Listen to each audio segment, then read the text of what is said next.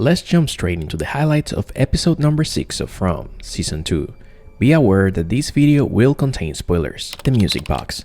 One of the main questions you might have from this season is what is the meaning of the music box, and why is Boyd singing and dancing with the ballerina in this episode? Let's start with some context. When Boyd first saw the music box in episode 2, Martin ominously told him that it signified that bad things were coming, implying something much worse than the monsters, and that Boyd had to get out before the music stops. Yet, we saw the music stop right before Martin passed the worms to Boyd, dying in the process, and then we saw Boyd escape the dungeon. However, ever since that moment, we've heard Boyd say he feels something bad is coming for him. We should also remember how Father Catra referred to the monsters as death, at least metaphorically in Season 1. That was death, and it's coming right now. Now, the connection I've seen grow stronger here after the ballerina started appearing and dancing with Boyd is that this might be a loose and creative interpretation or twist of the artistic genre of dance macabre, or the dance of death, a creative genre that surfaced during the late Middle Ages to illustrate the cycle of life, most specifically the universality of death regardless of who we are and where we come from, whether noble, peasant, criminal, or saint. Look, whether you get out of this place or not, Boyd, we all end up the same. Dance macabre was an extremely powerful form of creative expression for Europeans, particularly during the period of the Black Death or bubonic plague in the 14th century, which took a toll of approximately 25 million lives. Yet, this form of art reminded people that death is inevitable and equally and eventually comes for all of us the same way, no matter how much we try to delay it or resist it.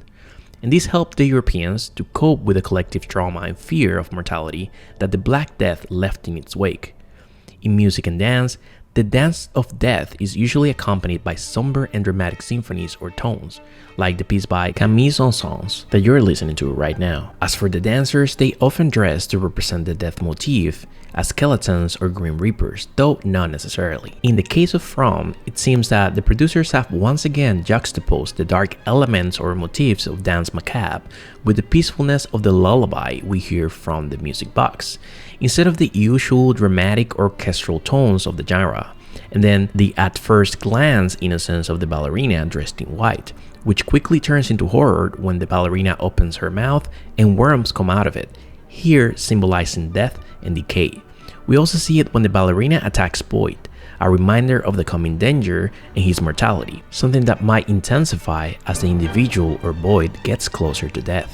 In Dance Macabre, the dance ends with death, which would then explain why Martin said that when the music stops, they come for you, which could signify that that's the point that death finally takes you away. And lastly, an idea from Dance Macabre, where death compels people to dance with it, is nicely captured in the first scene where Boyd sees the ballerina and just goes along with the dance. The mirror and its reflection. Another element seen in the music box but also throughout the show is the mirror as a symbol of psychological self-reflection. One of the most classic repeating scenes in the show is Boyd looking at himself in the mirror, and sometimes even yelling at it as he reflects on his life. The idea of mirroring or facing a reverse opposite version of ourselves is all throughout the show, and I suspect it has to do with the concept of balance we've previously explored.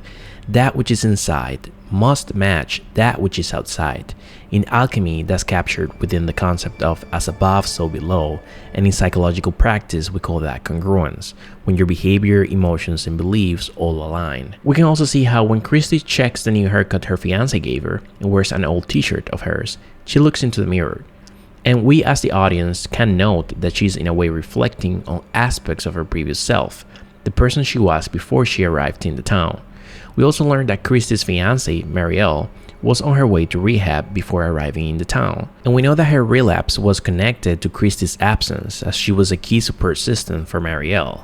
Additionally, we know that one of the reasons that were holding back Christy from properly developing a romantic relationship with Kenny was her difficulty with letting go of her fiancé and the uncertainty of one day seeing her again. A pattern we see here is that it seems as if the town facilitates the process of reconciliation with issues or psychological blocks people have in their lives through unique and sometimes imaginative opportunities. Just like Tabitha may try to overcome her guilt of losing her baby due to what she thinks was her negligence as a mother by trying to help or somehow redeem the ghost children she started seeing after entering the caves. With that in mind, and noting how much people change after being in the town, how little they seem to have before being trapped in it, I wonder what exactly they will be getting back to if they ever escape the town, since it is in the town they ironically seem to have found more meaning in their lives.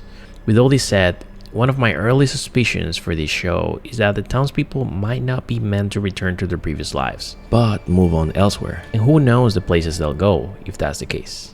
The Crisis and the Opus. At Colony House, the stress levels were at their highest when Del found out about the current food shortages in the town. This led to a confrontation that took place in the kitchen as Del was accusing the newcomers of stealing food, and Del accidentally stabbed Ellis. And it is here that we see Elgin demonstrate his courage by risking his life in the middle of the night and rushing Ellis to the hospital with the help of Fatima.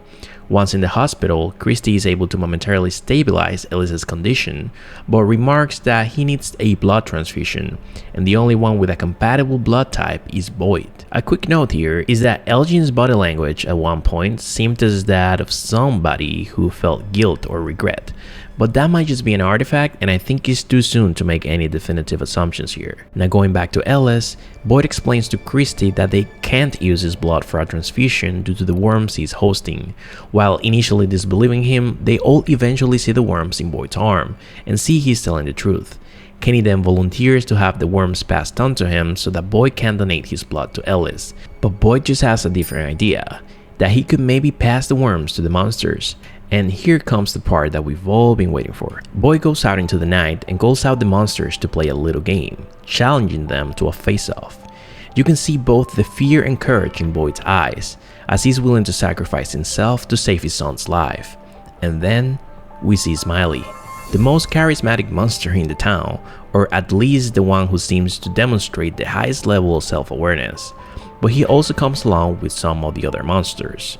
There's something slightly hilarious about how Smiley looks at the other monsters as they approach, as if to tell Boyd, "I hear you, what are you gonna do now?" One of the most interesting things is how Smiley seems confused or curious when he sees Boyd cut his hand, as if he's seen something unexpected, while seemingly overconfident. Smiley looks even more surprised after Boyd slits his throat. He even stops smiling for a second. Boyd then grabs Smiley's throat and tells him, "Yippee-ki-yay." Well, in reality he told them, "My blood is your blood now." After the transfusion of the worms take place, Smiley seems unaffected and says, "I like this game," highlighting his ignorance of what just happened. But then, when Boyd thinks everything is lost, the worms begin to affect Smiley, making him scream and morph back into his monster appearance. We can even see what appear to be tears coming from the monster's eyes. Could be something else. Smiley then squirms and shrieks on the ground before dying, almost as if he had never known suffering or pain before. The other monsters look at each other confused and even ignore Boyd before walking away and leaving the dead monster on the ground, suggesting they're seeing something unexpected or concerning for them, which echoes the symbolism and analysis about confronting the shadow that I shared in my previous video. Something that we'll have to wait to see is how the alchemical concepts of transformation I presented in that video are implemented with the death of the monster, if at all. Additionally, one careful consideration to be made is that historically, every time Boyd gains an advantage, just like when he found the talismans, a similar countermove or challenge is presented, like how the monsters began to speak and persuade people to bypass the protection of the talismans. Similarly, when the townspeople decided to make strategic moves to escape the town, more players were added to the board, the boss, and resources were removed, the shortage of food. Now, going back to Ellis, he's safe and sound after Boyd was able to complete the blood transfusion. Fear lives inside. Something very powerful that Donna said to Ethan in this episode is that fear lives inside of us, along with all the other things that make us special, like hope or love. But she remarked that fear is one of the most important aspects, because without it, we wouldn't know how to be brave or how to be heroes. What Donna is talking about here is self-awareness, realizing that fear is an integral part of ourselves that serves a purpose and must be recognized, just like any other qualities that we normally consider positive, such as hope and faith. And this is in line with all the previous analyses where we've explored the journey of self-discovery that the town represents. Most importantly, this also echoes something that Kenny and other characters have expressed, that the biggest threat is not out in the world or the forest. The biggest threat is inside our minds. We are the biggest threat. And this, my friends, marks the end of this episode's analysis, at least for now. If you're new to the channel and would like to see more content, please make sure to hit the notification bell, subscribe to the channel, and hit the like button. Till next time.